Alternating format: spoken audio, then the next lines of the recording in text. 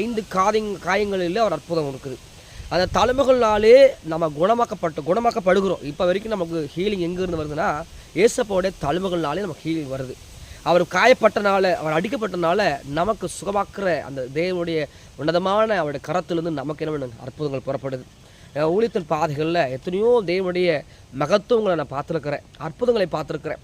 2021 நினைக்கிறேன், எனக்கு தெரிஞ்சு 2021 2021 ஒரு சகோதரி என்னோடு கூட ஃபோன் பேசினாங்க. திருச்சி மாவட்டத்திலேருந்து எனக்கு கால் பண்ணியிருந்தாங்க. அப்போது அவங்களுடைய பிரச்சனை என்ன தெரியுங்களா, மேல் தலையிலேருந்து சரீரம் முழுதுமாக கொப்பளங்கள்னால நிறைஞ்சிருந்தது. சரீரம் முழுதுமாக கொப்பளம், உடம்பு ஃபுல்லாக கொப்பளம்.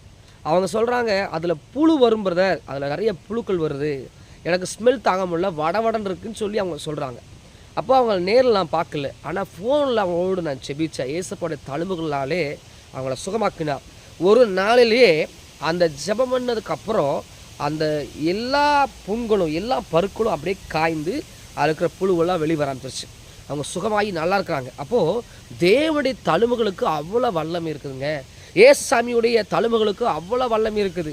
ராஜாவுடைய தழும்புகள்னாலே சுகமாக்குறோம். அந்த தழும்புகள்னாலே நம்ம சுகமாக்கப்படும். நீங்கள் நாள்பட்ட வியாதி இருக்கலாம், வெகு நாள் வியாதியில் போராடிட்டு இருக்கலாம், வியாதியின் பலவீனம் உங்களை ரொம்ப போராடிட்டு இருக்கலாம். வியாதி காரணம் ஒன்று என்ன தெரியுங்களா, ஒரு மனிதனுடைய வியாதி காரணம் ஒன்று பாவம், ரெண்டாவது என்னங்க தேவன் நாம மகிமைப்படுத்துறதுக்காக வியாதி வருது.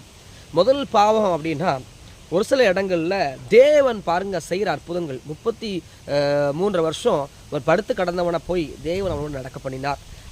அவன் வந்து தண்ணிக்குள்ளே இறங்கி நடந்தால் தான் அவன் நடப்பன்னு ஒரு நம்பிக்கையாக இருந்தான். ஆனால் ஆண்டவர் அவனை போய் தேடி அவனை எழுந்து நடக்க பண்ணார். ஆனால் இன்னொரு இடத்துல மேல் குடிசையிலிருந்து ஒருத்தனுக்கு இறக்குறாங்க. தேவன் ஊழியமன்றத்தில் பயங்கரமான கூட்டம். அந்த கூட்டத்தில் அவரை கொண்டு போக முடியாதனால மேல் கூரையை பிரித்து அந்த மனிதனை இயேசு இடத்துல கொண்டு வந்தாங்க. இயேசு இடத்துல கொண்டு வந்தோம்னா இயேசு அவன் கைகளை பிடிச்சி எடுத்துட்டு, இனி நீ பாவம் செய்யாத, எழுந்து நடந்துட்டாரு. ஆனால் அவன் சொல்கிற வார்த்தை, இனி நீ பாவம் செய்யாத.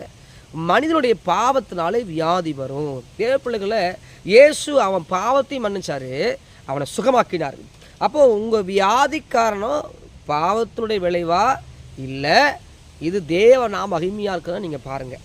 ஒரு சில நேரங்களில் என்ன ஜெபம் பண்ணாலும் ஒரு சில வியாதி சுகமாக்கப்படாது. ஏன்னா அவங்க பாவம் மன்னிக்கப்படாமல் இருக்கும்.